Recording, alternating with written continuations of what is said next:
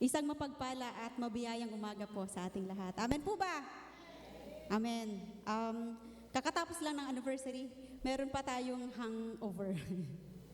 May hangover pa ba nung mga nakarang anniversary? At napakabuti ng Diyos dahil muli pinatunayan niya na pinatunayan natin na kapag tayo sama-sama, may unity, meron talagang power. Amen po. Naging matagumpay ang ating ika-21st anniversary. And we are so proud. Proud tayo dahil bawat isa sa atin ay merong ginampanang mahalagang tungkulin sa anniversary niyon. Amen po ba? Napakabuti ng Diyos dahil for the past 20 years ay naging tapat siya. Nakita ng dalawang kamay natin yung mga mabubuting bagay na ginawa ng Diyos sa ating buhay. Hindi niya tayo kailanman pinahiya. Amen po. So sa umagang ito, ang topic ko po dito ay nainihanda ay ang title is Live Out Your Excellence. Ipamuhay mo daw ang iyong kahusayan. Kasi ang theme ng ating 21st anniversary is A Call to Excellence. Panawagan para maging mahusay. Amen po ba? And sa umagang ito, paano nga ba natin ipapamuhay yung ating kahusayan? Kung ang panawagan ng Diyos at ng ating mga pastor at ni Bishop is for us to be excellent, paano daw natin ipapamuhay? Kaya sa umagang ito, isa-isahin nating aralin. Kasi mahirap, di ba? Sabi nila, kailangan ko mag-excellent. Bilang anak ng Diyos, kailangan ko mag-excellent. Pero paano? Di ba? Mahirap. Hindi natin alam kung paano tayo mag-uumpisa na maging excellent. Kaya sa umagang ito, aralin natin. Para malakaran natin yung panawagan na ibinigay sa atin, yung mandato sa atin ng Diyos sa taong ito. Live out your excellence. Ipamuhay mo ang iyong kagalingan, ang iyong kahusayan. Alam na natin ang meaning ng excellence, di ba? Ang ibig sabihin ng excellence is being outstanding, extremely good, supremacy, superb. Ayun ang ibig sabihin ng excellence. Namumukod tangi ka, ikaw ay mahusay, ikaw ay kakaiba, ikaw ay napakagaling. Yun ang ibig sabihin ng excellence. So, live out your excellence, mamuhay daw tayo ng namumukod tangi at napakahusay, kakaiba sa lahat. Angat. Amen po ba? May kagalingan, magaling kaysa sa iba. Yun ang panawagan sa atin ngayong taong ito. So, paano tayo mag-uumpisang mamuhay na may kagalingan o kahusayan? Nabanggit ni Pastor,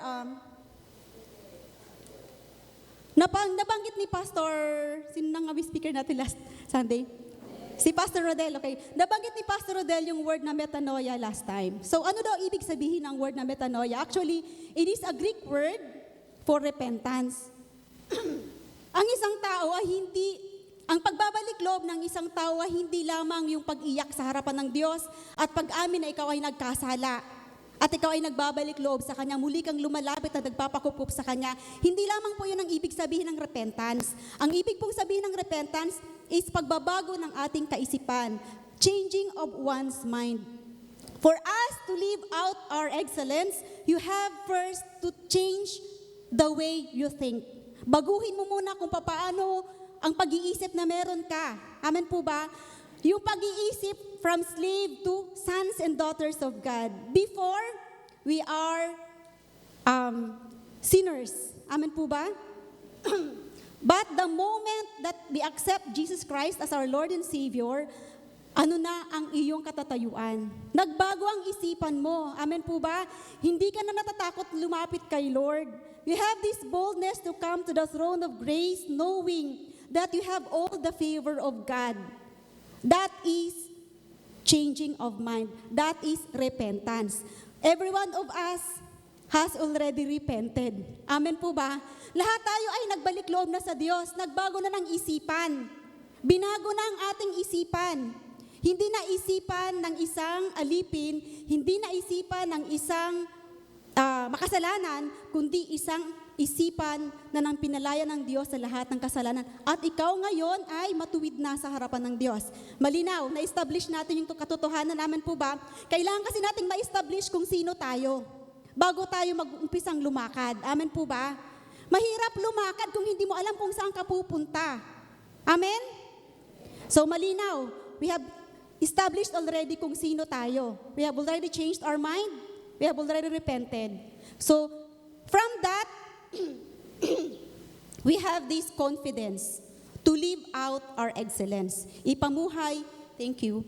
Ipamuhay at ipakita natin ang ating kahusayan at ang ating kagalingan.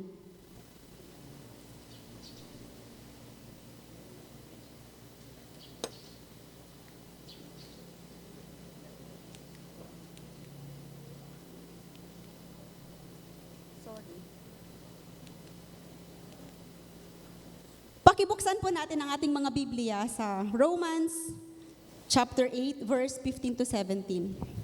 Sabi po dito, "For you did not receive the spirit of bondage again to fear, but you received the spirit of adoption by whom we cry, Abba, Father.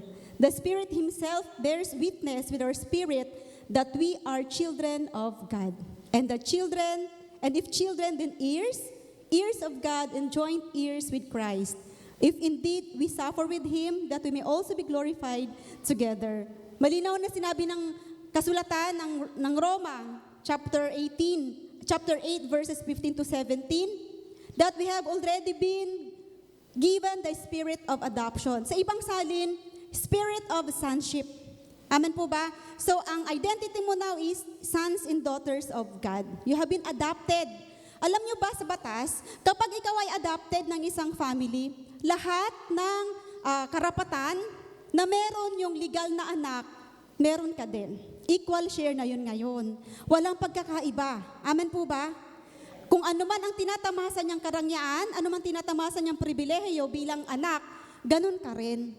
At napakaswerte natin dahil we have been adopted sa pamilya ng Diyos. Adopted tayo because the promise of God is not ours initially. Ang promise ni Lord ay para sa mga Israelites. Amen po? Pero dahil sa ating pananalig sa Panginoong Hesukristo, nagkaroon ng pagbabago. Iniugpong tayo. Ipinasok tayo sa pamilya ng Diyos. Wala na tayong kaibahan sa kanila kung sila ay pinagpala.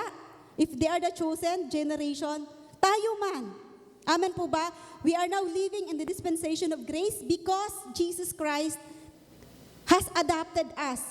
We were adopted through Jesus Christ. Sa kanyang mga ginawa, tayo ay inihugpong na, kinuha na, at naging anak na sa pamilya ng Diyos. Amen po? So,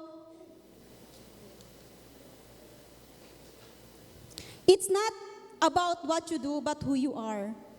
Sabi po dito, we need to know who we are in Christ for us to live in excellence. Our identity is important because our action stems from our identity. They stem from how we see ourselves.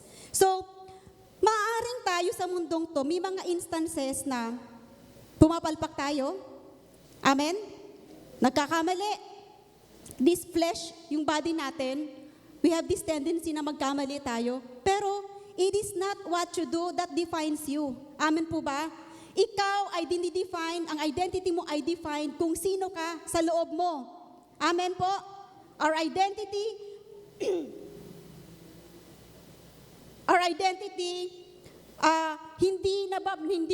hindi na babago. Sorry. Ang identity natin ay hindi na babago kahit na tayo ay minsan nadadapa, nalulugmok, nangihina, nanlulupaypay. Permanent yung identity mo as sons and daughters of God. Ang action mo ay hindi nagdi-define kung sino ka. Amen po ba? Kundi kung ano yung nasa loob mo. Kasi ang mundo kasi, nakafocus lang yan dun sa outward na ginagawa mo eh. Lalo sa ating mga Kristiyano, binabantayan niyo lagi yung mga ginagawa natin. Amen po ba? Gusto nilang magkamali ka. Pag nagkamali ka, ituturo ka na. Yan, ganyan ba mga Kristiyano? Ganon sila agad. Amen po? Kaya tayo bilang Kristiyano, we have to live a life of excellence at matutunan natin kung paano yon. Yung kalooban natin ang higit na mahalaga sa harapan ng Diyos. Ang laman ng puso natin ang higit na mahalaga sa harapan ng Diyos. Amen po ba? Hindi natin pwedeng i-defend ang sarili natin sa ibang tao na, uy, ganito ako ha, hindi ako ganyan.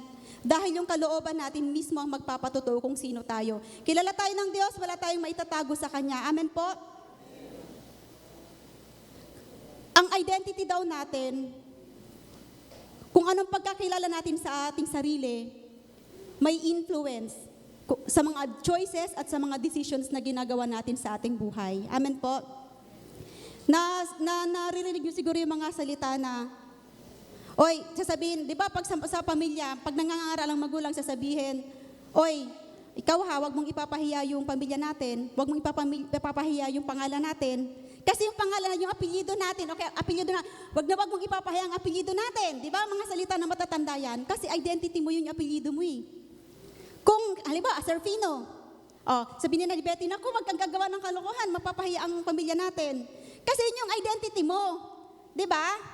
Katulad ko, anak ako ng Diyos. What am I supposed to do? Dahil anak ako ng Diyos, ang gagawin ko ay mga bagay na mabubuti. Dahil ang identity ko, anak ako ng Diyos, ayoko mapahiya ang aking amang nasa langit. Amen po? So our actions stem from our identity. It stems from how we see ourselves. Kung paano natin nakikilala ang ating sarili, malaking impluwensya yun sa mga bagay na ginagawa natin at sa mga desisyon natin sa buhay. The spirit you carry is so important. Sabi po doon, we have the spirit of adoption or the spirit of sonship. Yun ang mahalaga.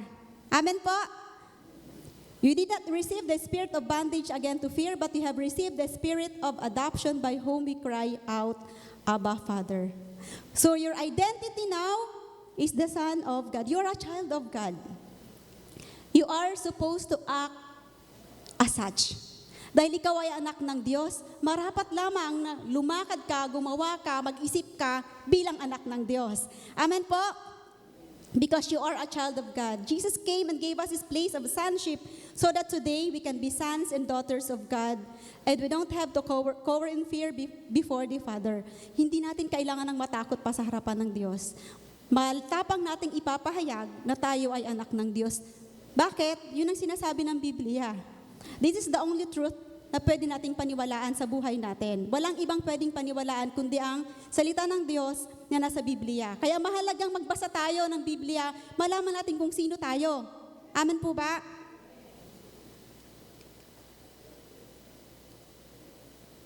So as a child of God, number 1 na puntos na nais kong i-share sa inyo, you are called to be a king and priest in Christ.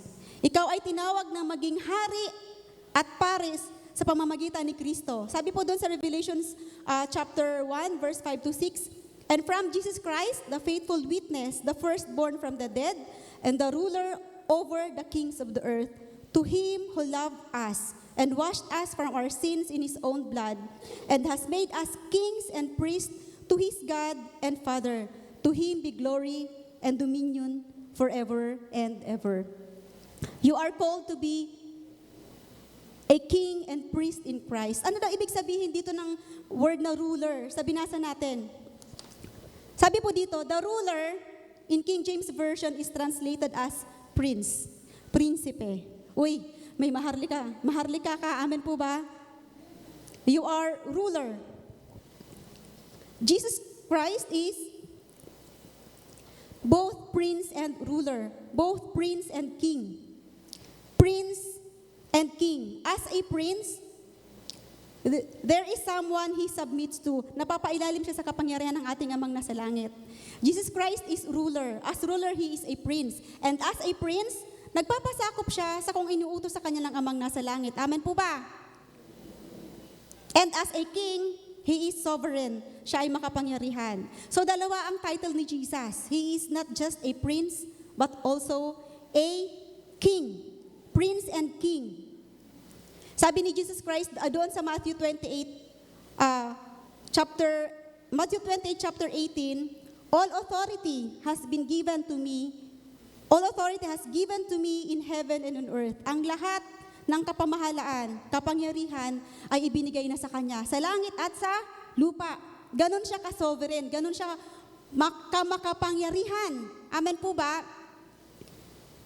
And it is very heartwarming to know, base sa sinasabi ng Biblia, that the King, Jesus Himself, loved us so much. Amen po ba? Alam niyo ba na isang malaking realization sa buhay, isang malaking impact sa buhay ng isang Kristiyano na malaman niya na siya iniibig at minamahal ng Diyos. Sa kabila ng kanyang mga pagkukulang, ang pag-ibig sa iyo ng Diyos ay hindi nagbabago. Maaaring may mga tao, maging asawa mo, kaibigan mo, best friend mo, mahal ka ng mga yan eh. Pero hindi nila alam ang lahat sa buhay mo. Amen po ba? Sa lahat ng oras, hindi nila alam kung anong nangyayari sa'yo. Ang iniisip mo, ang mga ginagawa mo. Minsan nagkakasala tayo sa isip. Hindi nila alam yon. Minsan galit na galit ka sa asawa mo. Hindi mo masabi. Pero sa isipin, nagkakasala ka, di ba?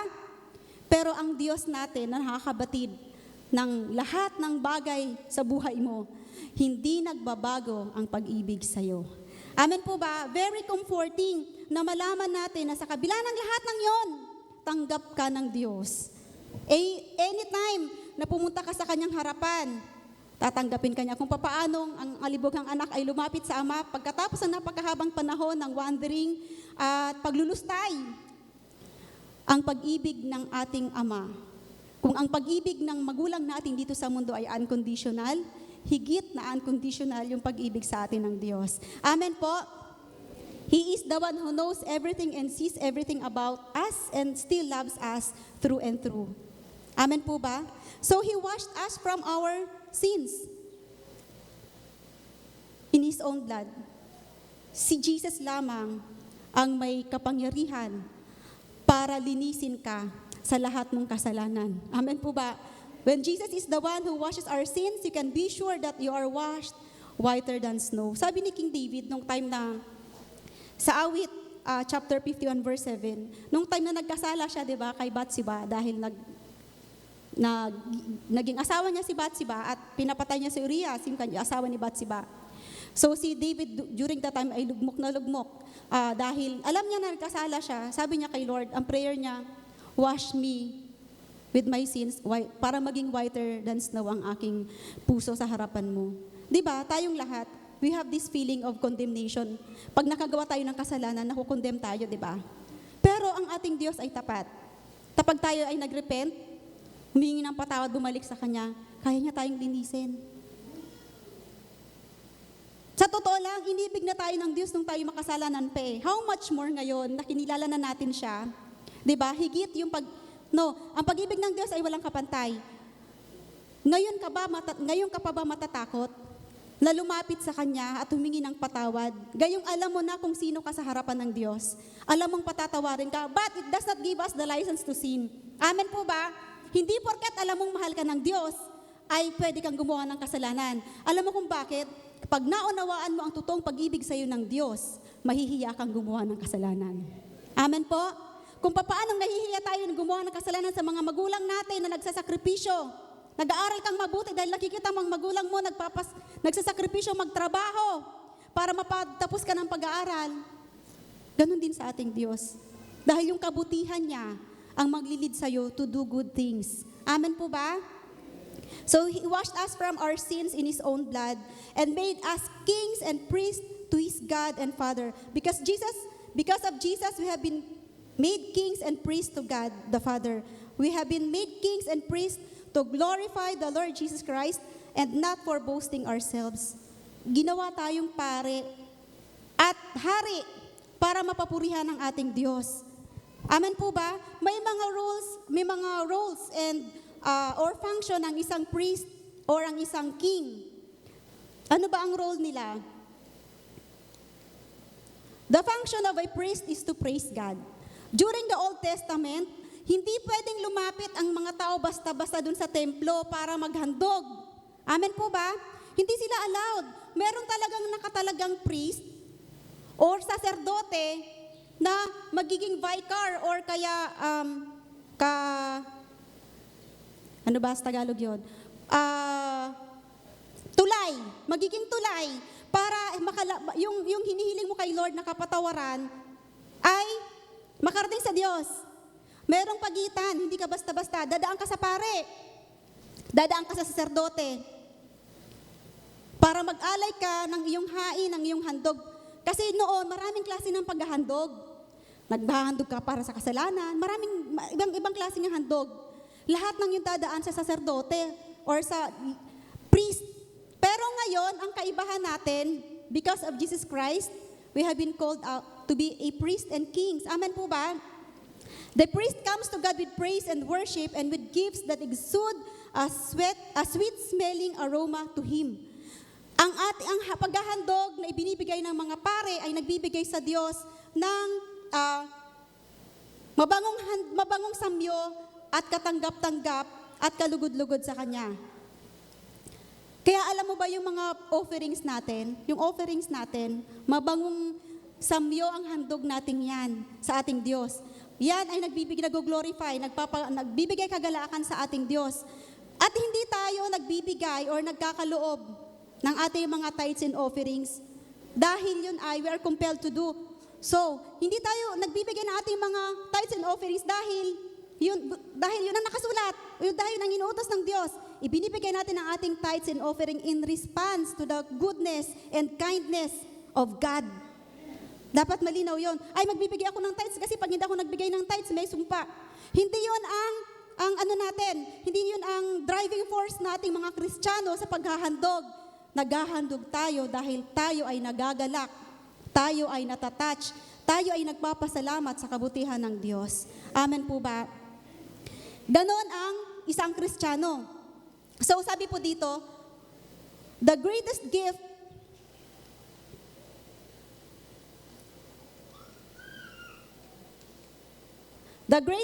that we can bring to God is the remembrance of the gift of His Son, our perfect sacrifice. Every time we remember His finished work and we praise Him, we're exuding the perfume of Christ to the Father. By doing so, you are functioning as a priest. Hindi lamang sa pagbibigay ng mga kaloob natin na papapurihan ng Diyos. Sa binasa natin, higit na papapurihan ang Diyos kapag minamagnify natin kung ano ang ginawa ni Jesus sa buhay natin. Kaya alam mo ba, mahalaga yung ating ginagawang pag-aalaala, ang ating, communion. Twice a month, di ba? Every time that we do the communion, we are magnifying and reminding our Father in heaven what Jesus has done on the cross. Alam nyo ba, di ba ganito yan, kapag gusto mo makuha ang atensyon ng isang nanay, alam nyo ba, the perfect topic na pwede mong sabihin sa kanya ay about sa kanyang anak? Nakita nyo na ba minsan ng isang nanay na may kargang bata at lumapit ka at nag-strike ka ng conversation about the child? Di ba nakikita mo agad, nagla-lighten up yung mata niya? Natutuwa siya. Amen po ba? Ganon din ang ating Diyos. If you want to get the attention of your Father in heaven, talk to Him about Jesus. Alam niyo ba yon? Kung gusto mo na makuha ang pabor at atensyon ni Lord sa'yo, wala kang ibang pwedeng gawin, kundi i-magnify mo ang kabutihan at ang ginawa ng Panginoong Hesukristo sa buhay mo. Walang makakapagpasaya sa isang magulang kung hindi pag-usapan kung gaano kagaling ang kanyang anak. Di ba? Hindi mahirap. Tawag dyan. Sikreto to. Kung gusto mo na i-glorify si Lord, i-worship si Lord, parangalan siya. Makipag-usap ka sa Kanya. Sabihin mo sa Kanya yung mga ginawa ni Lord sa buhay mo, ni Jesus sa buhay mo. Makukuha mo ang buong attention ni Lord. Amen po. Ang pagpipray, hindi lamang humingi, kundi express mo. Sabihin mo yung mga bagay na ginawa ni Jesus sa buhay mo. Kaya alam nyo ba, hindi ang pag-communion, hindi ang tradisyon eh. Hindi tradisyon, mahalaga. Ito mahalaga sa bawat isa sa atin kung bakit natin ginagawa ang communion. It is to remind our Father in heaven that we have been declared righteous because of Jesus Christ's sacrifice on the cross. Amen po. Dalawa ang focus ng communion. Hindi lang isa. Ang communion nagpapaalala sa atin ng pagkabayubay ng Panginoong Hesukristo sa krus ng Kalbaryo para ikaw at ako mapatawad sa lahat ng ating mga kasalanan at magtamo ng buhay na walang hanggan. And the second thing is, wag nating kakalimutan, ang communion is to remind ourselves na anumang sakit at karamdaman mo ay pinawi, tinanggal, pinagalingan ng Panginoong Hesukristo. Amen po ba? By His stripes, we have been healed. Di ba? Sinasabi na salita ng Diyos. Kaya hindi pwedeng, pag nag-take ka ng, ng communion, kakainin mo na lang ng basta yung bread. Declare mo. Halimbawa, nanghingi ka ng kagaling kay Lord sa ganitong sakit at halimbawa sa anumang sakit at karamdaman, sabihin mo, declare it. By your stripes, Lord Jesus, I receive and declare that I am healed from this kind of sickness. You are exercising your faith. Sinasabi mo, dahil sinasabi mo yung katotohanan na naayon sa salita ng Diyos, magkakaroon ng manifestation sa buhay mo. Naunawaan? Sa totoo lang, kami pamilya, ako si Sam sa Hernan, pag nandito sa Hernan, we are doing communion every night. Ever since, siguro since pandemic, because we are reminding ourselves, malakas kami, malusog kami, may buhay kami na malakas dito pa lamang sa lupa, may kalakasan, kalusugan, kagalingan, dahil sa Panginoong Hesukristo, dahil sa kanyang mga latay. Hindi niya hinayaan ang kanyang katawan na magtamo ng lahat ng sakit. Sakit sa lahat ng latay na natamo niya para sa wala lang. May purpose. At bilang anak ng Diyos, dapat yung purpose na yun mag-manifest sa buhay mo, mangyari sa buhay mo. Huwag mong hayaan na mawala ng kabuluhan yung sakripisyo ni Lord, ni Jesus Christ, dun sa krus ng Kalbaryo. Kailangan matamo mo dito pa lamang sa mundo, tanggapin mo na, hindi. Siguro, magiging maayos na ang pakiramdam ko pag kinuha na ako. Hindi eh. Dito pa lamang sa lupa, dapat angkinin mo na yung kagalingan na kaloob ng Panginoong Hesukristo. Amen po ba? Declare it. Hindi mo pwedeng sabihin na itong sakit at karamdaman na to ay palo sa akin ng Diyos. Hindi. Si Lord, hindi tayo tinuturuan sa pamamagitan ng ating ng mga trials and sufferings. Ang lahat ng trials and sufferings galing yan sa dyablo, hindi sa Diyos. Tandaan niyo po yan ha. Hindi mo sabihin, pinalo ako. Hindi ganun si Lord magturo. Amen po. Pag tinuturuan mo ba ang anak mo na mahal mo, o magugas ka ng plato, papaluin mo ba para maggawin? Di ba hindi? Sasabihin mo ng maayos. Huwag tandaan natin, ang ating amang nasa langit ay mapagmahal na ama. Maaaring ang ama natin dito sa lupa, ang magulang natin dito sa lupa ay matapang. Lagi na mamalo. Pero ang ating amang nasa langit, hindi. Iba ang kanyang ginagawa para iparamdam sa atin na mahal niya tayo. Amen po ba? So yun, humaba na. So the greatest gift that we can bring to God is the remembrance of the gift of His Son, our perfect sacrifice. Always remind Him, always remind our Father God that kung anong ginawa ng Panginoong Hesukristo sa buhay mo, matutuwa siya sa iyo. Amen po ba? Matutuwa sa iyo ang Diyos every time na minamagnify mo ang ginawa ni Jesus sa buhay mo. Sabi ko kanina, in the Old Testament, the priest sa Old Testament, ang mga priest ay ang mga tao hindi basta-basta mag-o-offer kay Lord, dadaan sila sa priest. But then, now, sa ating kapanahunan, kaya na nating mag-offer. Kaya na nating magbigay ng handog, direct. Wala nang nakaharang. Amen po ba? Isang malaking pribileyo sa atin yan ngayon. Hindi tayo pigil sa pag-worship natin kay Lord. Hindi tayo pigil sa paglapit sa Kanya. We have this freedom na lumapit sa ating Diyos. Amen po? Alam nyo ba na may nabasa akong article, sabi, may kaibahan daw yung mga tao na pumapasok sa simbahan, nagpupuri sa Diyos, sa mga taong hindi ginagawa yon. Mas mahaba daw ang buhay ng mga tao na laging nasa simbahan. Mas mahaba daw, mas malakas daw yung mga tao na lagi nagpupuri sa Diyos. Bakit? Kasi, di ba nagkakaroon ng pagbabago kapag ikaw ay nagpupuri sa Diyos? Nagkakaroon ka ng kagalakan. Lahat ng problema mo, hindi pa man nasusolve, nagkakaroon ka ng bagong perception. Samantala yung mga tao na hindi alam kung paano magpuri, hindi alam kung paano, yung buhay nila, kumbaga yung nagbibigay sa kanila ng kagaangan sa pakiramdam nila is kung saan-saan lang sila pupunta. Temporary lang kasi yun eh. Samantalang pag ang tao ay nagpupuri sa Diyos, hindi lamang sa nagkakaroon ng pagbabago sa kalooban natin, kumikilos ang Diyos, di ba? Kaya, kung gusto daw natin na humaba ang buhay natin, wag nating kaligtaan na at least once a week, pumunta sa church, magpuri, sumamba, sumayaw, umawit sa Panginoon. Sino po ba dito ang gusto humaba ang buhay? Ako, gusto ko rin. Gusto ko humaba ang buhay ko kaya walang a-absent. Amen po? So, aside from yung function ng priest is to worship God. Tayo yun ha. We are priest, di ba? And as our function as a king is to carry out his assignment from God. The function of a king is to carry out his assignment from God. Sabi sa Ecclesiastes 8:4, where the word of a king is, there is power. Kapag ang utos daw ng ahang hari ay hindi mababali, walang makakatutol sa anumang gawin niya. And who may say to him, what are you doing? So, as a king, na-internalize mo na ba yung identity mo as a king? Ang function daw ng king is to carry out his assignment from God. Gawin ang iniutos ng Diyos. Amen po ba? A king speaks and what he says goes.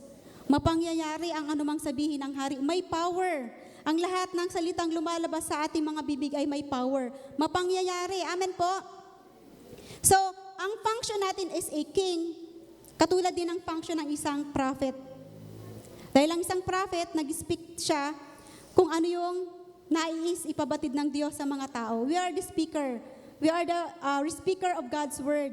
Hindi lamang yung mga nakatayo dito, hindi lamang yung mga nagtuturo ang may karapatan na magpahayag ng salita ng Diyos. Tayong lahat ay may binigay, iniutos ang Diyos na magpahayag ng kanyang mabubuting balita, ng mabuting balita. Amen po ba? Binigyan tayo ng Great Commission.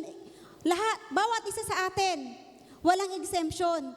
So, paano natin gagampanan yung pagpapahayag ng mabuting ng salita ng Diyos, ng kabutihan ng Diyos sa lahat ng tao? Let our action speak of itself. Kung ano yung ginagawa natin, bayaan natin yung ginagawa natin ang magpahayag. Amen po ba? Hindi mo kailangan i-convince ang tao na, mabuti ako, ganito, ganito, ganito. Kung ano yung ginagawa mo, makikita ng lahat ng tao yan.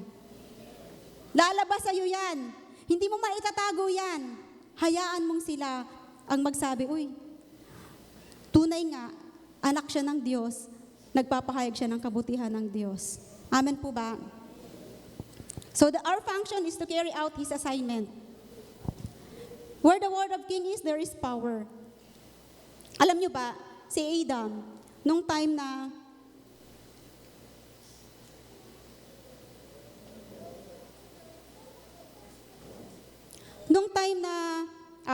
hindi pa nagkakasala si Adan, alam nyo ba that maging ang mababangis na hayop, ang leon, ano pa ba yung mga mababangis dyan? Basta lahat ng tiger, lahat ng mababangis na hayop sumusunod sa kanya. Because there is power in His word. Bakit? Because the glory of God is nasa Kanya. Ang kaluwalhatian ng Diyos ay nasa sa Kanya. Para ang nawala lamang ang kaluwalhatian ng Diyos kay Adam at nawala ang kanyang power the moment na nagkasala siya. So, nawala yun. Yung kanyang kapangyarihan na sumunod sa Kanya. Tayo bilang mga anak ng Diyos, we have power. We have power to declare. We will confess. Ano man gusto natin i-confess sa buhay natin, i-declare natin, mapangyayari yun. Kaya dapat, yung mga salitang lumalabas sa ating mga bibig, binabantayan natin yun. Kasi may power yan, mapangyayari yan. Amen po ba? Bantayan din natin yung mga anak natin. Sa mga salitang sinasabi na, ikukorek natin. May mga taong, I'm dying for a piece of cake. Di ba may mga ganong expression? Hindi paano mo makakainin yan kung mamamatay ka na. Di ba? Hindi. Kasi si Satan, pinrogram sa mind natin yung mga salitang die, death. Ano pa ba yung mga salitang hindi maganda naririnig natin? Aside from I'm dying for a piece of cake, meron pang ibang hindi maganda. Kukorek natin yun. Mali yun. Yung bibig natin may power yan eh. Pwede mo sigurong sabihin na, I'm living for the piece of cake. Di ba? Gusto ko mabuhay para sa cake na yan. Hindi mo pwede sabihin, I'm dying for the piece of cake, for a piece of cake. Gusto ko mamatay dahil sa cake na yan. Di ba? Mali. Pwede mong i-declare yun na, I am living for that piece of cake. Baguhin natin yung mga salita natin. Lahat ng lalabas sa bibig na to, bantayan natin. Amen po. Because your word carry power. Your words carry power. You are a king. Every time you speak, nangyayari yun. Amen po ba? So you are called to be the king and priest in Christ. As king and priest in Christ means you were created to display the perfect glory of God. You are called to display the perfect glory of God. Makita sa buhay mo yung kaluwalhatian at kabutihan ng Diyos. Yan ang role mo as priest and king. Just like Jesus did in His time on earth. Everything Jesus did and said displayed the beauty of God's glory and moral excellence. Lahat ng ginawa, si Jesus Christ is the perfect example of a of a priest and king. Siya ang perfect example ng isang tao na makita mo ng kabutihan. Amen po ba? Sabi niya, as priest and king, we are to display the perfect glory of God. Paano natin ma-display yung perfect glory of God? Sa mapangbuting gawa natin.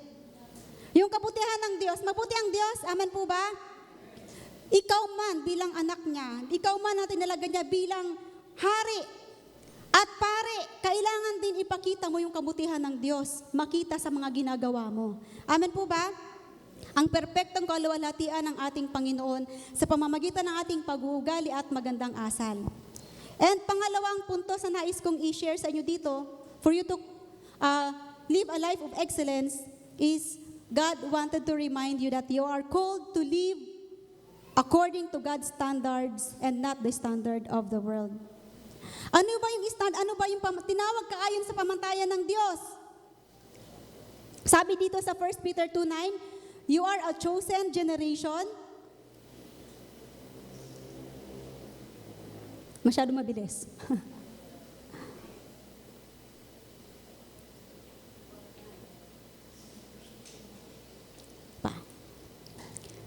But you are a chosen generation, a royal priesthood, a holy nation, His own special people, that you may proclaim the praises of Him who called you out of darkness into His marvelous light.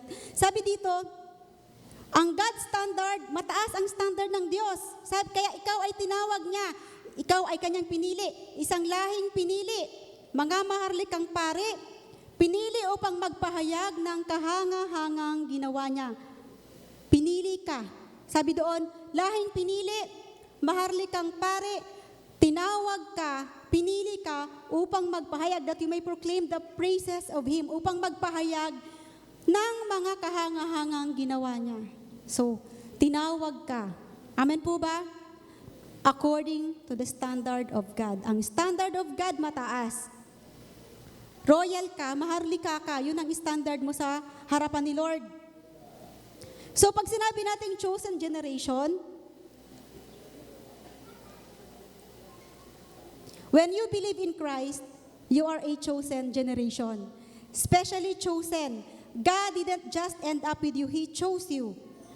Alam mo ba, minsan, ganito ang sinasabi natin, pinili ko na maging mabuti sa harapin ni Lord. Pinili kong magbalik loob. Ang katotohanan, baliktad. Hindi ikaw ang pumili sa Diyos. Ang Diyos ang pumili sa iyo. Nasa isang panahon ka na kung saan paghala-gala ka, gumagawa ka na kung anong mga bagay hindi ka lugod-lugod kay Lord. Pero, salamat tayo dahil kinuha niya tayo mula doon sa kadiliman.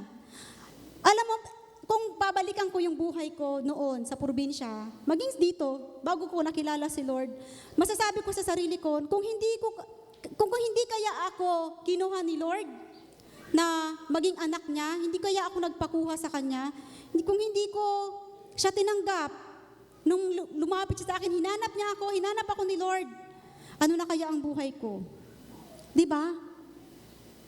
Si Lord ang naghanap sa iyo, hinanap ka niya. Kinuha ka niya. Hindi ikaw ang pumunta sa kanya, kinuha ka niya. Kaya doon sa parable nung nawawalang tupa, tayo yun eh. Sino ang naghanap? Di ba yung shepherd? Yung tupa hinanap ng shepherd. Sino nagbuhat sa'yo? Yung shepherd. Hindi ka kusang naglakad papunta sa kanya. Kinuha ka niya. Amen po ba? Binuhat ka niya. Amen po. At pagdating sa kanyang bahay, sabi niya, magsaya tayo dahil nakuha ko na ang aking nawawalang tupa. Ganon din tayo. Hinanap tayo ng Diyos. Binago tayo ng Diyos. Minold tayo ng Diyos. Mula sa pagkakabasag, binuo niya tayong muli. Mula sa isang tao na walang direksyon, binigyan niya tayo ng direksyon. Everything is the work of God, hindi yung trabaho mo. Kaya ikaw, pag naunawaan mo yon na ang righteousness ko, ang aking katwiran, ako ngayon ay matuwid na sa harapan ng Diyos, hindi dahil sa mabubuting gawa ko, kundi dahil sa mabuting gawa ng Diyos sa buhay ko. Ang ginagawa kong kabutihan ay response na lamang sa kabutihan ng Diyos sa buhay ko. Meron kasi tayong tendency, mayabang tayo eh. Hindi ako ang gumawa nito eh. Kaya ako naligtas dahil mabuti ang ginagawa ko. Anumang kabutihan ang ginawa mo, hindi makakapagligtas sa'yo.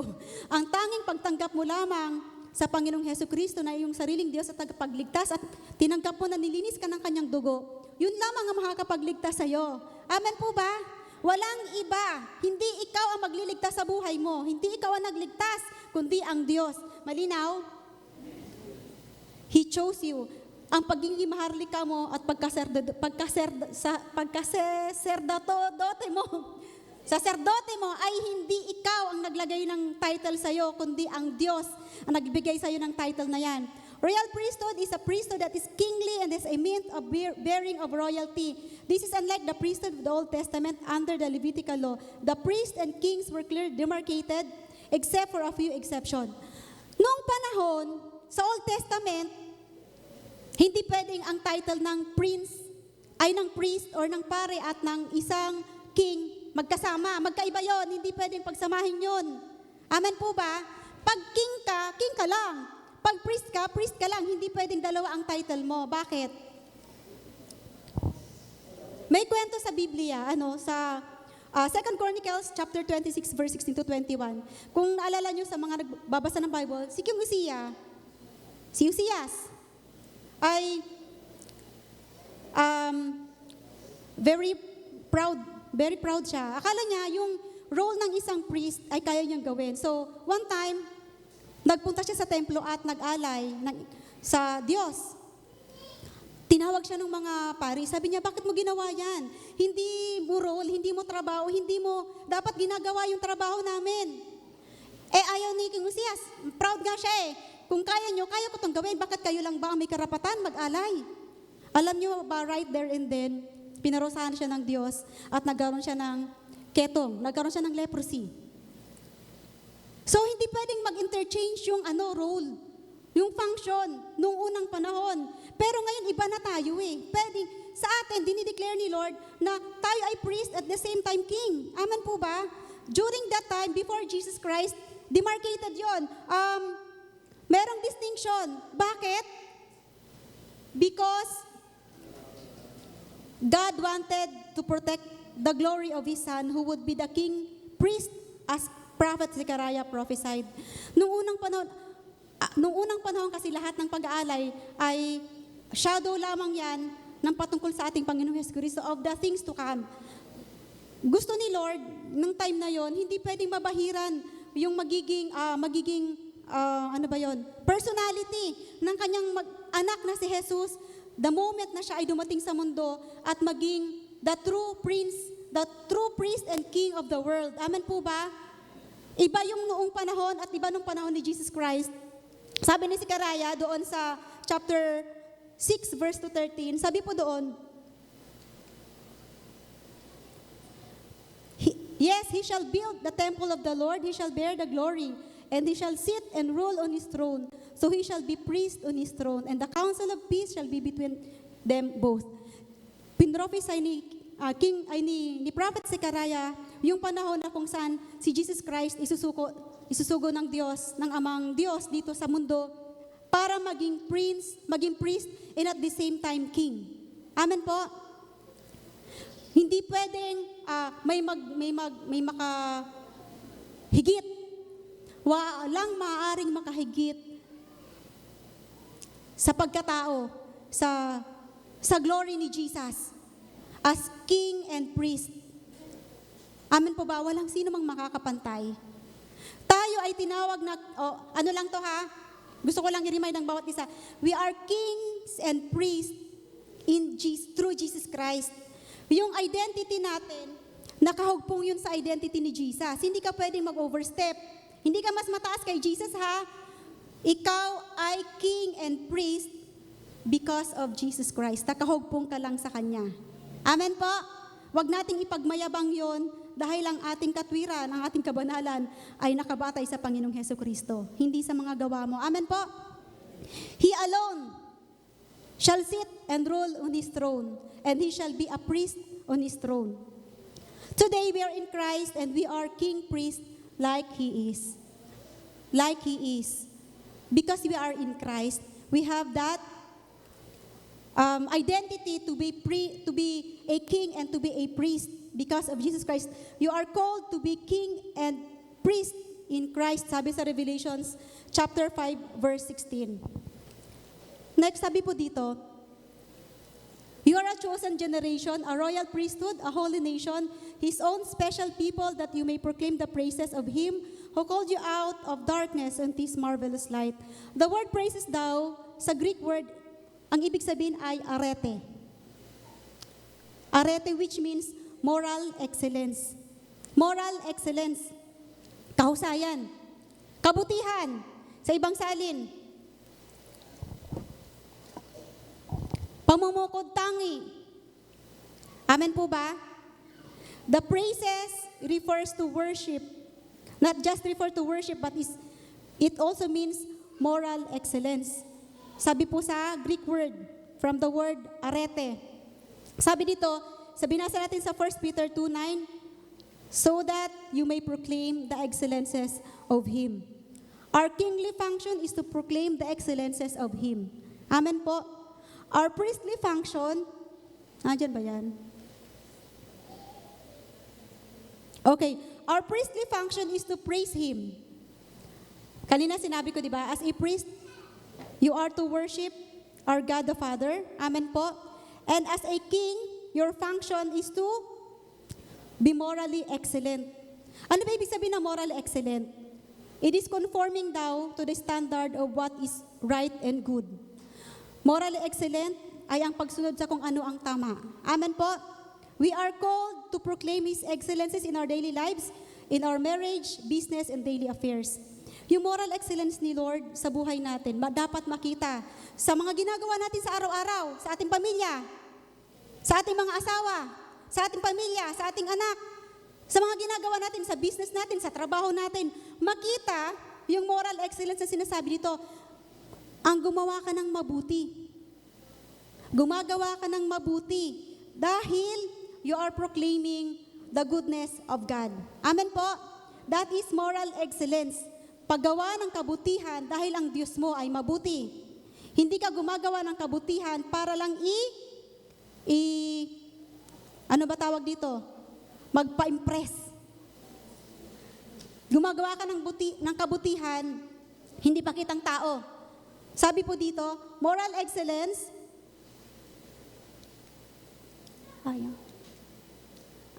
God's morality is unlike the world's morality. His moral excellence isn't just about what we do on the outside, but who we are on the inside. Ibig sabihin, if you have this moral excellence, ang mga ginagawa mong kabutihan ay hindi pakitang tao. Hindi huwad, hindi ka apokrito, gagawin ko to kasi ganito, ganyan, kailangan ma-impress ko sila. Hindi. You are doing good things because deep inside you are good. Because your God is good. Amen po? Hindi ka gumagawa ng kabutihan para ipakita sa lahat ng tao na mabuti ako. You are not doing good para i-convince ang lahat ng tao na ikaw ay mabuti. Bayaan mo na yung gawa mo ang magsalita, speak of yourself. Diba? May mga tao kasi na, uy, philanthropist yan, mamimigay. Papakita sa video, ipopost sa social media. That is not a moral excellence. Amen po. Gumagawa ka ng mabuti, nakikita man o hindi, dahil ang ikaw ay mabuti, It stems from the inside out. Mabuti ang kalooban mo dahil mabuti ang Diyos mo. That is moral excellence. Hindi ka gagawa para lang i-impress ang iba, para makita ng lahat ng tao na mabuti ka at papurihan ka. Amen po ba? You are doing right because you are a good person. Hindi mahalaga kasi yung impression ng ibang tao sa'yo. Ang mahalaga yung impression ng Diyos sa'yo. Hindi mo kailangang explain ang sarili mo sa ibang tao. Hindi mo kailangang i-convince sila na ganito ka. Amen po ba? Kaya maraming conflicts, maraming mga sigalot minsan. Dahil we are trying to prove ourselves. You don't need to prove yourself. Let your action prove yourself. Amen po ba? Bilang Kristiyano, yung gawa mo, yung sinasabi mo, yung sinasalita mo, ang magpakilala kung sino ka sa harapan ng Diyos. Kung anong klaseng tao ka. Hindi mo kailangang magparada dyan at sabihin sa kanilang lahat, oy, nagbigay ako ng ganito, nag-donate ako ng ganito, ako ay ganyan-ganyan. Hindi mo kailangang sabihin yun. Mas mabuti pang ikaw at ang Diyos na lamang ang nakakaalam Kasi pagka sinabi mo yan, you are boasting yourselves. Nagmamagaling ka. Hindi mo kailangang magmagaling sa harapan nila. Amen po? Moral excellence goes beyond ethics and abiding the law. The law cannot change man's heart. Moral excellence isn't just about doing something because the law says so. Alam mo ba, tayo mga Kristiyano, hindi tayo sumusunod sa batas trapiko. Dahil batas yon. Deep inside, mabuti ka kasing tao Pag mabuti kang tao, anong gagawin mo? Mabubuting bagay, di ba? Sabi nila, bakit ganun ang Pilipino? Pag nasa ibang bansa, masunurin. Pero pag nasa Pilipinas, mga pasaway. Kasi natatakot sila sa parusa. May kasamang parusa, di ba? Pag nag-violate ka. Pero tayo, hindi yun ang ano natin Ang ating pinanggagalingan, bakit tayo gumagawa? Bakit tayo sumusunod sa batas? Sumusunod tayo sa batas dahil ikaw ay mabuting tao. Amen? Hindi kailangang sumunod ka dahil katulad ng pagbibigay, katulad ng sinabi ko kanina, nagbibigay ako hindi dahil sa sinabi ng Biblia na magkakaroon ng sabi sa Malakias, di ba? Magkakaroon ng magkakaroon ng salot. Di ba? Hindi tayo nagbibigay dahil doon. Ang ating dahilan kung bakit tayo nagbibigay sa Diyos dahil nagpapasalamat tayo sa kanyang kabutihan. Yun dapat ang maging mindset natin. Mindset ba? Mindset. Ang mindset natin, nagbibigay tayo dahil nagagalak tayo. It is just a response to the goodness of God.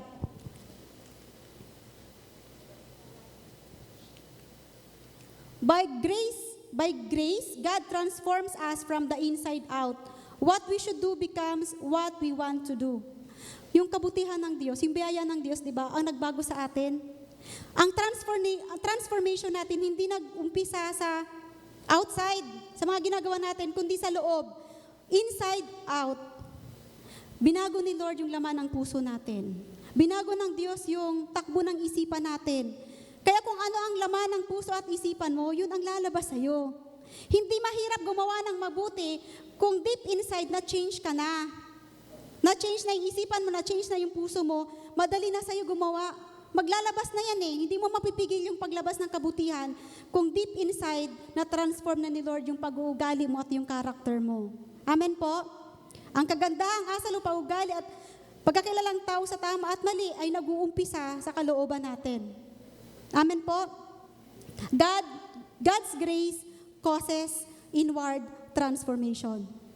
Pagbabago. Makikita na yung pagbabago sa buhay mo. Pagbabago ng kalooban, pagbabago ng puso at isipan. Ang paggawa ng kabutihan ng kagandahang asal ay bukal sa loob at hindi pakitang tao na lamang. Hindi po yun fake, hindi na fake humility. Kasi may mga tao na parang pinapalabas na humble sila, pero deep inside hindi naman. Amen po. Pero tayo mga anak ng Diyos, hindi tayo yun. So moral excellence, ang kabutihan daw natin, involves humility. Amen po. Ang mabubuting gawa natin involves humility. Ang humility ay kababaang loob. Tama po ba?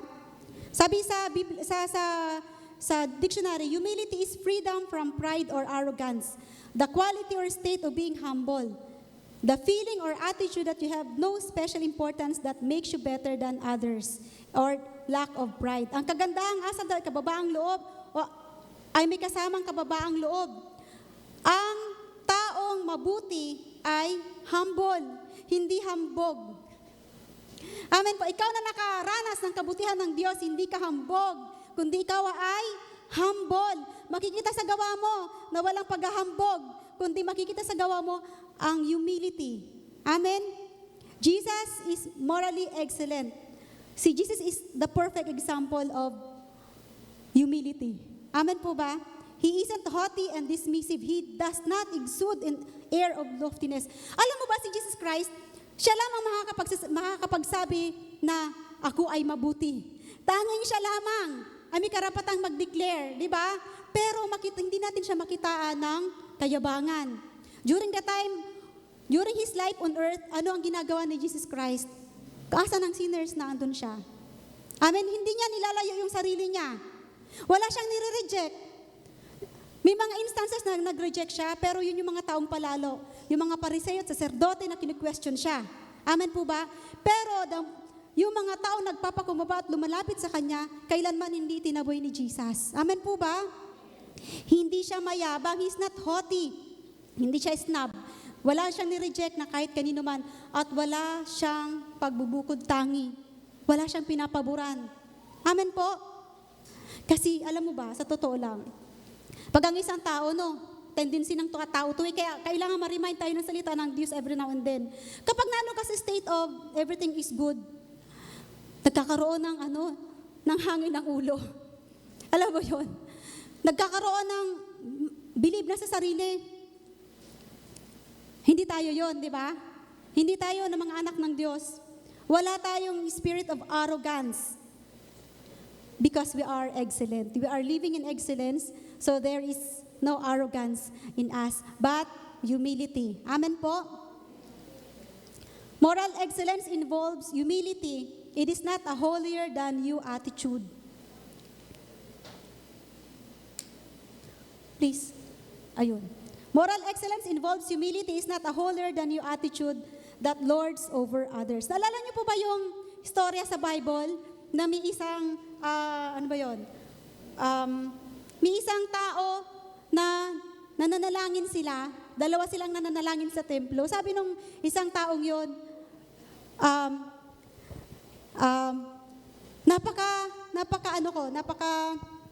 Pariseo pala yun. Sabi niya, nagpapasalamat ako sa iyo. Doon niya sa Lucas 18:11.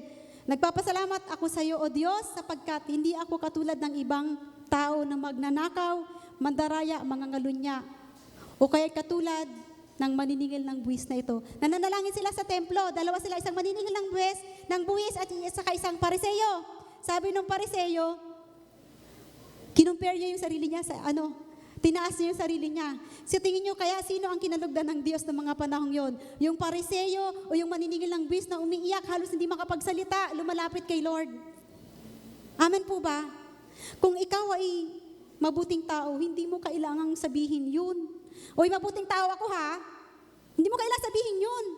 Hayaan mo si Lord na makakita ng kabutihan mo at mag-reward sa'yo.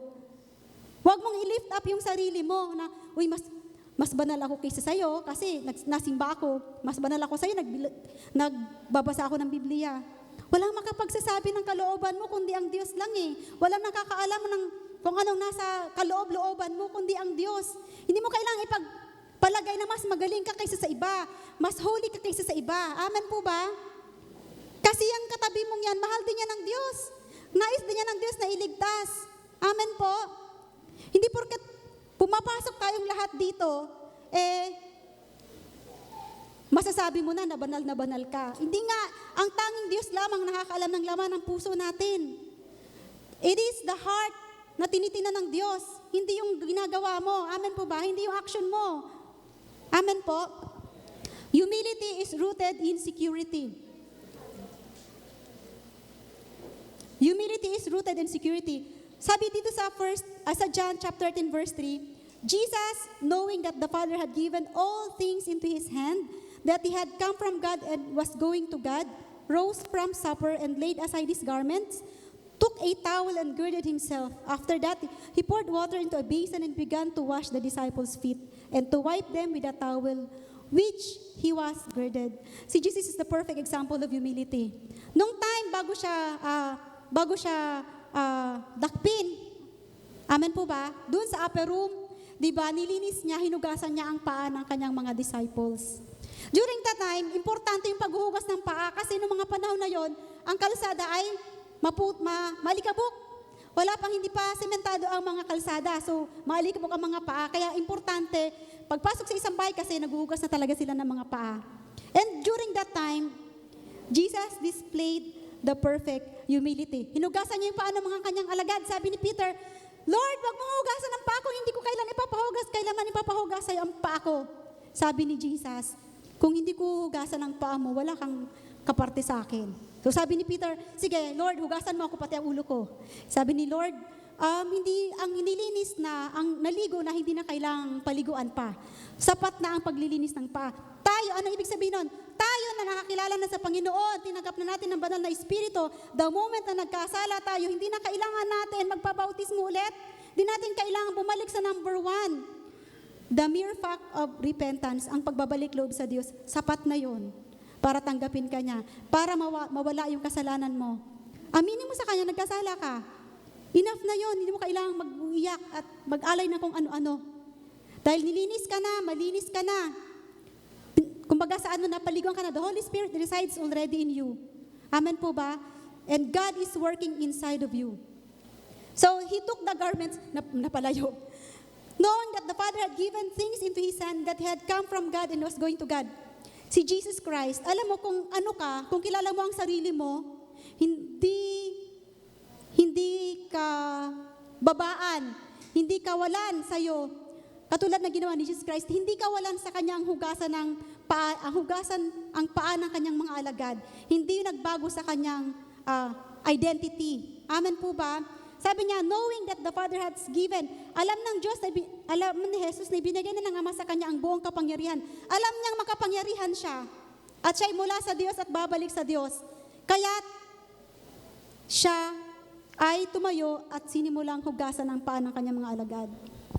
Alam mo ba, kung sino pa ang mga taong insecure, sila pang mayayabang. Tandaan niyo makita niyo sa tao, ang mayabang na tao, deep inside, insecure yan. Nakuha nyo? Kung sino pa yung kaya nakikita mong mayabang isang tao, gusto niya pakita na siya angat siya. Pero deep inside, mahina yan. Kaya wag kayong paapekto pag may isang taong kausap kayo na ang yabang-yabang, kaya mo lang siya. Insecure yan. Tandaan niyo yun Kung sino ang taong insecure, kung sino ang taong mayabang, insecure yan sa buhay niya. Amen? Katulad ni Jesus Christ, makita natin dito, He is secured. Alam niya kung sino siya. Confident siya. Kahit anong gawin niya, maghugas man siya ng paa ng kanyang mga alagad, hindi magbabago yung kanyang identity. Siya pa rin yun. Amen po. At sa ating lahat, hindi magbabago ang identity, hindi nakakababa ng pagkatao pag ikaw ay naglingkod sa church. Pag naglinis ka dyan, pag nagwalis ka dyan, pag ginampanan mo yung mga ginagampanan mo dito sa church, kahit simpleng pagbuhugas, pagwawalis, o anumang ginagawa mo, para makatulong ka sa ating church, hindi nakakababa ng pagkatao yun. Bagkos, tumataas yung level ng pagiging Kristiyano mo. Hindi ka babaan ng maglingkod. Katulad ni Jesus Christ, sundan natin siya bilang isang halimbawa. Amen po ba? To be confident of who you are as a child of God. Confident tayo, di ba? We have this confidence. Ano man ang gawin mo, mananatiling ikaw ay anak ng Diyos. Amen po.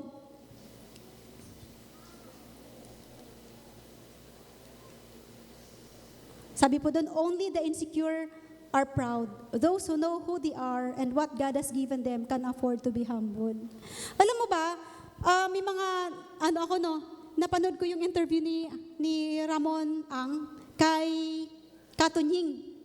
Si Ramon Ang is declared as one of the richest person dito sa atin ng Forbes. In-interview niya si Ramon Ang, hindi si Atong Ang. In-interview niya si Ramon Ang, sabi niya, siya ang CEO ng San Miguel, di ba? Bakit ganyan ka manamit? Sabi niya, napakasimple mo manamit. Wala nga siyang suot kahit relo eh. Tapos ang kanyang ang kanyang sombrero ay basta lang hindi walang tatak, hindi siya ano man tawag doon? Hindi siya sikat na brand. Hindi branded. Sabi ni Ramon C, hindi naman mahalaga yun eh. Hindi Ramon Ang, hindi naman mahalaga yun eh. Ang mahalaga kung ano akong pagkakilala ko sa sarili ko. Alam niyang mayaman siya. Hindi niya kailangang maghambog. Ipakita sa lahat na mayaman siya. Amen po ba? Kaya makita natin dito, no? Kung sino pa yung dapat na mag-boast, sila pa yung humble. Kasi sa mundo na to, iba kasi yung standard eh. Pero bilang anak ng Diyos, simulan natin sa sarili natin. Amen po? Yung humility natin bilang anak ng Diyos, makita sa buhay natin. Kung sino pa yung mga nagdi-display ng mga flashy things, basta makita mo yon, parang masyado ng corny. Sa Facebook, no, yung pag nagsuot talaga, hindi ako magbabanggit ng pangalan. Kung sino pa yung wala, ang yabang, di ba? Pero makita natin yung kung sino pa yung dapat na magyabang, sila pang humble. Example na nga po dito si Ramon Ang. Hindi mo kailangan magpa-impress. Amen? Hindi mo kailangan i-impress ang mundo. Wala man niyang pakialam sa buhay mo. Nag-iintay nga yan na bumagsak ka eh. They doesn't care about you. I-impress mo si Lord. Amen? Wag mong i-impress ang mundo. God wants His people to be princely. Ano ba yung prince? There is nobility, air. Ibig sabihin, pag naglakad ka, something is in you. Mayroon kang grace. God wants His people to be princely or noble, marangal. You are already a king and priest in Christ. You're not acting like a king priest to become one. You're acting like a king prince because you are one. Sabi dito, God wanted us to be princely. Yung mga ginagawa natin, sinasabi natin, yung action natin, yung words natin, dapat may makitaan ng pagiging noble. Ang prince kasi maharlika yan, di ba?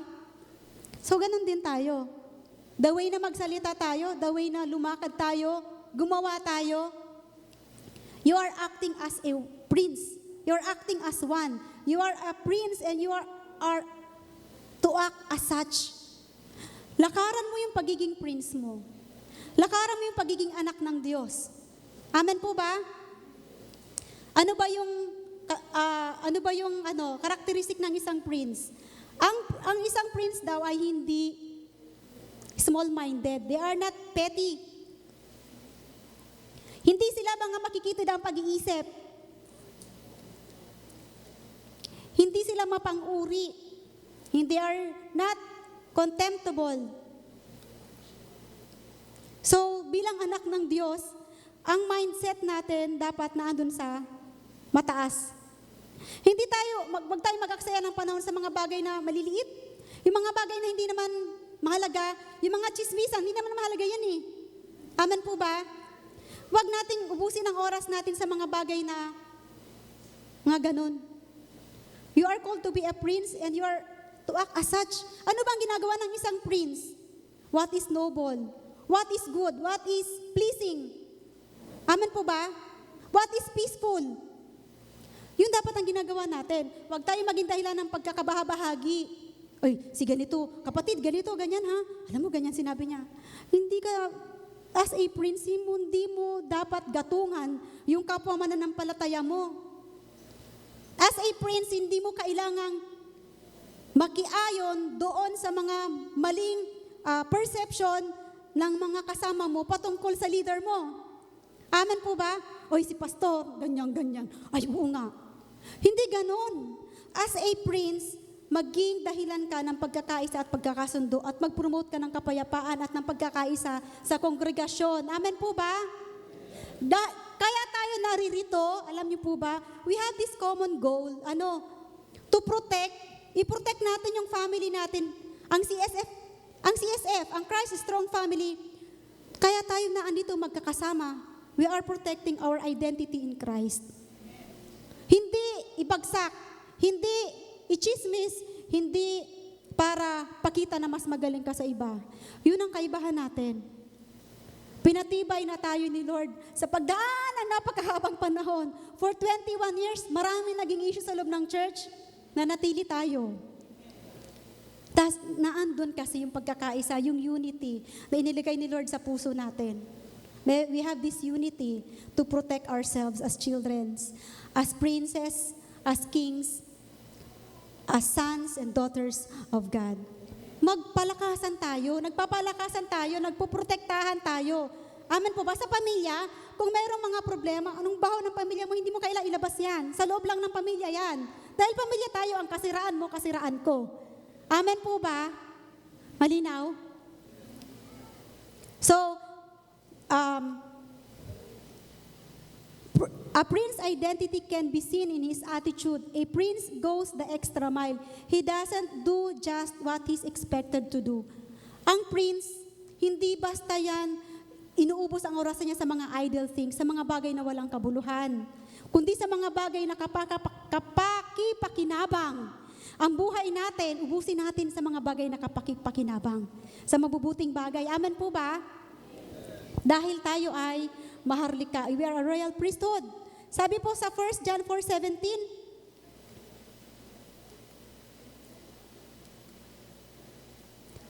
walk worthy of the calling which you were called. Walk worthy of the calling with which you are called. Lakaran mo daw kung ano yung pagkatawag sa iyo ng Diyos. Sabi ni Pablo sa Efeso chapter 4 verse 1, nakikiusap ako sa inyo na mamuhay kayo gaya ng nararapat sa mga tinawag ng Diyos. Mamuhay kayo ng nararapat sa tawag na itinawag niya sa inyo. Sabi bang salin. Ano daw? Dapat tayong mamuhay kung ano ang pagkatawag sa atin ng Diyos. Wag kang lumakad against doon sa pagkatawag sa iyo. Kung anong title mo, lakaran mo yon.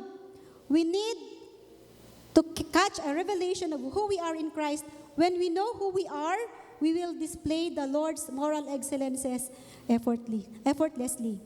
Kapag alam mo kung ano ang pagkatawag sa iyo ng Diyos, kung ano ang identity mo, natural na lamang nalalabas kung ano yung dapat mong gawin. Lalabas sa iyo. Naturally, hindi pilit. Lalabas sa pagkatawag mo kung ano ka talaga, kung naintindihan mo kung ano yung pagkatawag sa iyo ng Diyos. We have thou to rest in Jesus Christ has done for us, so that you will live a spirit-directed life that God has called you to live. Kapag alam mo daw yung identity mo na nakahugpong ka kay Jesus Christ, ang buhay mo, ang mga ginagawa mo ay spirit-directed. Kumbaga, ang lahat ng ginagawa mo ay naaayon sa kalooban ng Diyos. Sinasamahan ka na banal na Espiritu, tinuturuan ka kung anong dapat mong gawin. The moment na naunawaan mo kung ano yung identity mo ngayon. Amen po ba? Hinahayaan mo na si Lord ang gumawa sa buhay mo. Sabi sa 1 John 4:17, love has been perfected among us. Love has perfected among us in this, that we may have boldness in the day of judgment, because as He is, so are we in this world. Your identity is in Christ Jesus. Amen po ba? As Jesus is, so are you in this world. Sabi doon, sapagkat tayo tulad ni Kristo, kahit nasa daigdig pang ito. Sabi sa Tagalog, ito ay sapagkat kung ano nga siya, gayon din tayo sa sanlibutan ito. Anong ibig mo sabihin dito? That our identity is in Christ Jesus. Si Jesus is princely. Amen? Maharlika. So ikaw dapat ay maharlika. Ang bearing mo ay maharlika. As He is princely, so are you in this world. As He is healthy. Healthy ba si Jesus? So are you in this world. As He does not lack, you will not lack also. Kung papaano ang lahat ng provision na kay Jesus, ganon din sa'yo. Ganon dapat ang nilalakaran natin. Amen po ba? Ano ang pagkakilala mo kay Jesus? Dapat ganon ka din. Si Jesus ba ay hambog? Hindi. siya ay humble. Dapat ganun ka din. As Christ is, so are you in this world. Ganun ang ibig sabihin nun. Amen po ba? As Jesus is, so are you in this world. As Christ is strong and healthy, so are you in this world. As Christ is, ano pa ba? Lahat ng mabubuting characteristics na meron si Jesus Christ, isipin mo na yon. Ganun ka rin. Amen po? As Jesus is, so are you in this world. And number 3 is, mahaba na pagagalitan ako ni Sam. Sabi ni Sam sa akin kanina, ang haba ng preaching mo, Mami. Mapapagod ako sa kakapakinig. Sabi ko, saglit lang yan, bibilisan ko. Pangatlong puntos ay, you are called to live the high life. What is high life? The excellent life. Amen po? It matters greatly whose image you behold and who you associate yourself with.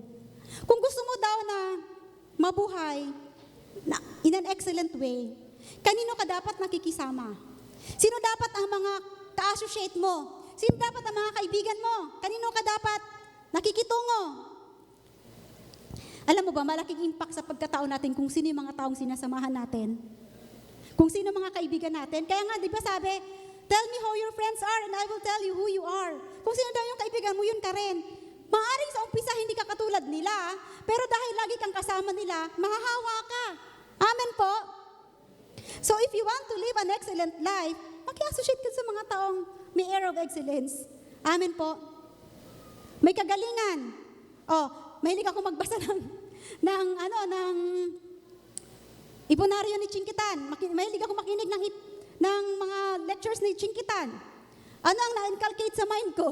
Mag-ipon. Nagbabasa ako ng Rich Dad, Poor Dad ni Robert Kiyosaki. Ano ang nasa mind ko? Na-inculcate sa mind ko? Ay, kailangan mag-invest. Alam mo yon? Kung sino yung kasama mo, magiging ganun ka rin. Kaya nga sabi na sa preaching ni Ed Lapis one time, sabi, huwag kayong sama ng sama sa mga tataong malalakas kumain. Kasi, lalakas ka rin kumain. At, kung hindi ka man mataba, tataba ka rin. Diba? Mag-ingat tayo sa mga taong sinasamahan natin. Kasi magiging ganun tayo. Kung gusto mo na ang buhay mo ay maging princely, sumama ka dun sa mga taong princely. Amen? Kasi magbabago ng isipan yan eh. Kung gusto mo umangat ang buhay mo, ang level ng isipan mo, sumama ka dun sa mga tao na mataas ang level ng isipan. Hindi dun sa mas mababa yung isipan sa'yo. Kasi ikaw magbe-benefit. Mahalaga kung sino yung sinasamahan natin. May istorya sa Bible. May istorya sa Bible. Ito istorya to ni King Ahab. At saka ni Jehoshaphat. Jehoshaphat is a good king. He is the king of Judah. And King Ahab is a bad king. He is the king of Israel, the North Israel. Kasi during the time of after na mamatay kasi si Solomon, nahati ang Israel sa dalawang kaharian. Ang kaharian ng Huda at ang kaharian ng Israel. Ang kaharian ng Huda, mababait ang mga tao, mabait ang hari. Ang kaharian ng Israel ay masama ang hari. Sino yan? Si Ahab, yung asawa ni Jezebel. So, one time, kahit mabuti si Jehoshaphat, dumating ang panahon, pinagpala siya ng Lord, maayos ang kanyang takbo ng kanyang kaharian. Nakipagkaibigan siya kay King Ahab. Dumalaw siya doon. Tapos, ito si King Ahab, kasi wicked siya, bad king siya eh. Sabi niya, ay, makikipagdigma kami. Sabi niya, makikipagdigma kami sa Ramoth Gilead. Sabi niya, sasama ka ba? Magkaibigan na sila eh. Siyempre, pag magkaibigan, hindi na makatanggi, no? Sabi ni Jehoshaphat kay King Ahab, he answered, I am as you are. And my people as your people, we will be with you in the war. Tingnan mo ang nangyari. Nananahimik ang kanyang kaharian. Walang problema. Nakipagkaibigan, nakipag-associate sa isang bad king. Ano na ngayon ang pupuntahan? War. Ano ang nangyari? Nagpatawag sila ng propeta, sabi niya, bigyan mo kami ng insight, mananalo ba or matatalo? Di lahat ng propeta sinabi, matatalo kayo. Yung isang propeta sabi niya, hindi matatalo kayo, ganyan-ganyan. Ayaw nilang maniwala, sabi, sinampal ni Ahab yung propeta yun, si Mikaya yata yun. Sabi niya, wala ka talagang ginawang mabuting propesiya, lahat na lang masama. Hindi totoo yan, sabi niya. So, hindi nila pinakinggan yung propeta ng Diyos. Pumunta sila sa war kasama si King Jehoshaphat. At ano pang pinagawa sa kanya ni King Ahab? Sabi dito, sabi ni King Ahab, magdamit hari ka, sumakay ka ng karwahe, doon ka sa chariot as a king. Magdamit hari ka, ako magbabalat kayo ako. Hindi ako magpapakilalang hari ako. Ano ang nangyari? Alam niyo ba ang nangyari? Nung makita ng mga kalaban na yung hari, akala nila si Ahab. Nakita nila nakasakay sa chariot, akala na si King Jehoshaphat ay si Ahab. Pinunteriya siya ngayon. At anong nangyari? Muntik na siyang mamatay. Pero sabi po doon, so it was when the captains of the chariot saw Jehoshaphat and they said, it is the king of Israel. Therefore they surrounded him to attack. But Jehoshaphat cried out, and the Lord helped him, and God diverted them from him. The last moment, naalala ni Jehoshaphat ang kanyang Diyos. Tumawag siya nung panahon na inaatake siya na siya at mamamatay. Come to think of it, no? Maayos ang buhay mo. You are directed by God. Ang mapayapa ang kaharian mo, nakipag-associate ka, sumama ka sa isang masamang hari, at inaya ka niya pang makipag-laban. Sabi niya, I am as you are. Jehoshaphat identified himself with Ahab, and in doing so, identified himself with Ahab's fate. Kung ano yung magiging kapalaran ni Ahab, magiging kanya yon. When you identify yourself with someone, you will enjoy or suffer the fate of that person. Kung ang sinasamahan may mabuti, magiging mabuti ka. Kung ang sinasamahan may masama, magiging masama ka. Amen po ba? Huwag kang magtiwala sa fleshly, yung flesh mo na hindi kaya ko yan. Sasama ko sa mga manginginom, paano ko sila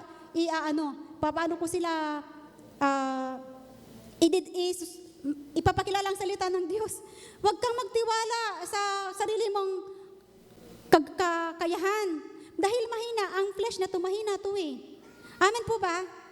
Piliin mo yung magiging kasama mo. Kung sino magiging kasama mo, yun ka. Kung ang mga kasama mo ay mga nagre-real estate, katulad namin ni Brother Andrew, ang usapan namin real estate. Paano makabenta? Di ba? Kung ang kasama mo ay mga, magsusumba ka rin. One of these days, andyan ka na rin. Ano pa? Kung ang kasama mo ay mga chismosa, ay magiging chismosa ka rin sa ayaw at sa gusto mo. Piliin natin. Amen? Kung ang pinili mong makasama ay mga worshiper, magiging worshiper ka rin. So, sabi po dito,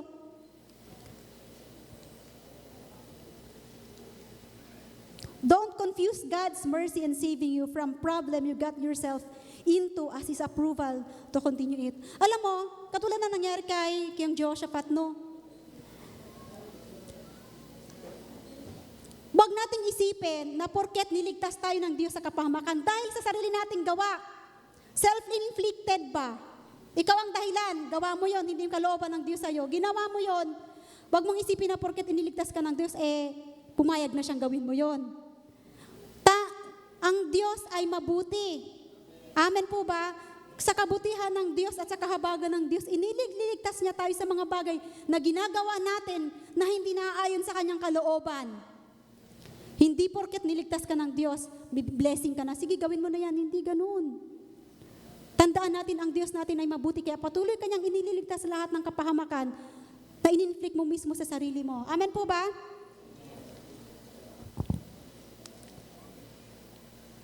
So to be morally excellent, to live a life of excellence, sabi po dito, if you're a businessman o kung sino ka man, kung ano man ang role mo sa buhay mo, you are to conduct your business or yourself with moral excellence, to be honest and transparent in your dealings. You are called for higher things. You don't have to resort to the means of the world to be successful. Alam mo, may nakakakita man o wala. Because we are called to live a life of excellence. Ang mga gagawin mo ay dapat lamang na mabuti. Karapat dapat. Amen po ba? Hindi mo kailangang ibaba ang sarili mo sa mga bagay na masasama. Alam mo yun, pag gumawa kasi ng isang bagay na hindi ayon sa kalooban ng Lord, binababa mo yung sarili mo eh. Yung pagkatao mo, para lang makasunod ka kung ano yung dinidictate ng mundo. You don't need to resort to the means of the world to be successful. Dahil ang success mo manggagaling kay Lord, hindi mo kailangang mandaya. o gumawa ng masama para maging successful ka. Dahil meron kang Diyos. Amen po. The world wants you to remain in their level, but God wants you to live above it, to live the high life that the prince and princesses of God has called you to be. Ay, saan na ba ako? Okay, dito ako magtatapos sa verse na to. Last na to, promise. To live a life of excellence kasi it is important to know our identity. Our identity is in Jesus. Amen po ba? May storya to sa Judges, sa Hukom, na kung saan, di ba nung time na yun, wala pang hari ang Israel? Nung time na yon, ang leader nila ay si Gideon. Si Gideon ang kanilang leader. And during that time, dahil wala silang hari, sinasalakay sila ng kung sino-sino. Wala silang leader, sinasalakay sila ng kung sino-sino. At one time, nakipaglaban ang mga Israelita sa pamumuno ni Gideon. At na-capture nila yung dalawang king. Yung dalawang king na yon, pinatay yung kanilang mga kalahi. So during the interrogation, sinabi ni Gideon dun sa dalawang hari na masama, si Seba at si Salmona, sabi niya, anong itsura ng mga taong pinatay niyo sa Tabor? Interrogation to ha, dahil na-capture niya na, what kind of men whom you killed at Tabor? Sabi ng dalawang king, as you are, so were they. Each one resembled the son of king. Sabi niyang mga hari, wala silang way para mag-deny. Sabi niya, kamukha mo silang lahat. Parang mga anak ng hari, sagot nila. Lalong nagalit si Gideon. Mga kapatid ko yon, sabi niya. Ikaw, sino ba ang kamukha mo? Kamukha mo ba yung katabi mo? Kamukha mo ba yung kapatid mo? Yung pagkatao mo resembles your family. Amen po ba? Kaya nalaman ni Gideon, nakapamilya yun. Kasi sabi nung hari, mga kamukha mo Tayo, sino ang kamukha natin? Amen po ba? As you are, so were they, sabi nila. Family members resemble one another. Kaya papapansin mo, isang hulma ang isang pamilya. Ang mga Serpino, isang hulma yan. Ang Marquez, isang hulma yan. Si Sam, hulma ko yan. Amen po, makikita si Sam, anak ko yan dahil may resemblance sa akin. Ang mga anak ng Diyos, may resemblance sa bawat isa. May isang hulma tayo dahil may isa tayong espiritu. Katulad ng sinabi ko kanina, ang kasiraan mo, kasiraan nating lahat. Amen po ba? Iisa tayong pamilya, kaya magmalasakitan tayo. Amen? Jesus is your brother and your Savior. When you were born again, you became a member of His flesh and His bone. Si Jesus Christ ay kapatid mo. He is not just your Savior and King. He is also your brother. So dapat yung ginagawa mo, ginagawa din. Yung ginagawa niya, dapat ginagawa mo din. Magkamukha kayo. Not in physical, but in spirit. The Spirit of God is in you. The Spirit of God is moving in you. Amen po. Iisa tayo ng Espiritu. Kaya, binabago tayo ni Lord. Kung ikaw ay hindi maganda ang kaanyuan, babaguhin ka ni Lord from glory to glory. Amen po ba? Dahil ang ating Diyos ay glorious. So ikaw babaguhin din para maging glorious ka. Sabi doon sa Song of Solomon, His legs are pillars of marble set on bases of fine gold. His countenance is like Lebanon.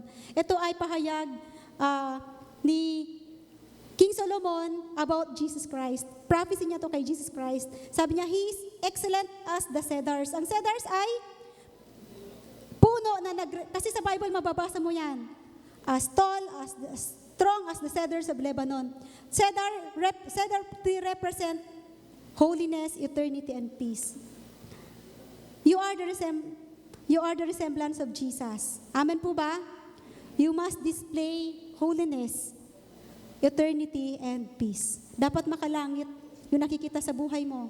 May kapayapaan, may kabanalan. Tama po ba? At ang nagre-resemble kay Jesus Christ,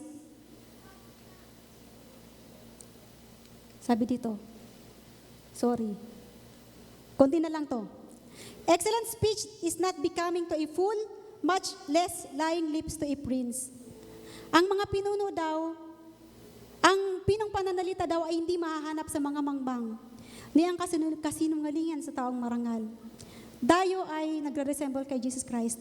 Ano ang dapat makuha sa pananalita natin? Pinong pananalita. At the same time, tayo ay hindi dapat sinungaling. Amen po ba? Ang Diyos ay hindi sinungaling. Kailanman hindi nagsinungaling ang Diyos. So, tayo bilang mga anak ng Diyos, kailangan hindi ka rin sinungaling. Dahil, nire-represent mo si Jesus. The word says, there's nothing wrong with lying, but we don't expect a prince to lie. We are not to lie. When you recognize that you're already a prince, you will act like one. And to live a life of excellence begins with knowing who you are in Christ today. As you rest in this identity, will also be able to proclaim the moral excellences of God through your life. At sa summary, sa dami ng sinabi ko, gusto ko lang ipaalala sa bawat isa na ang topic natin ngayon nakafocus sa 3 bagay, that you are called to be a king, to carry out God's order, and a priest, to praise God in Christ. You are called to live according to God's standard.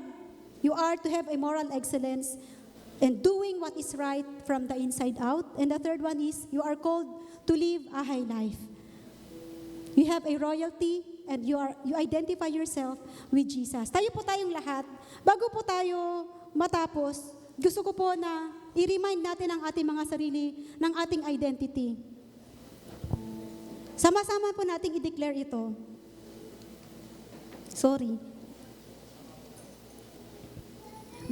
Pinapa-declare ko yan kay Sam every night bago matulog. Let us declare this for ourselves. 1, 2, 3. The power of I am quotes. I am blessed, I am prosperous, I am successful, I am victorious. I am talented, I am creative. I am wise, I am healthy, I am in shape. I am energetic, I am happy, I am positive. I am passionate, I am strong, I am confident, I am secure.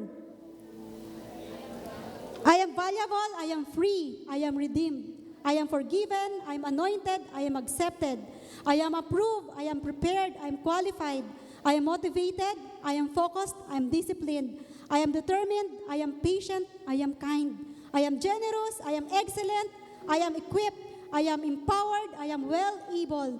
I am a child of the Most High God.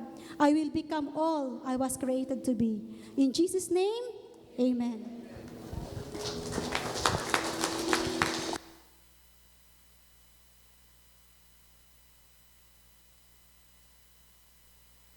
Praise the Lord. Manatili po tayo nakatayo. So every one of us ay kailangan mag-respond. Amen? It is a call for us to be excellent in the name of the Lord. Tayo po'y manatiling nakatayo. Nais ko pong buksan natin ang Biblia. Ako na lang po.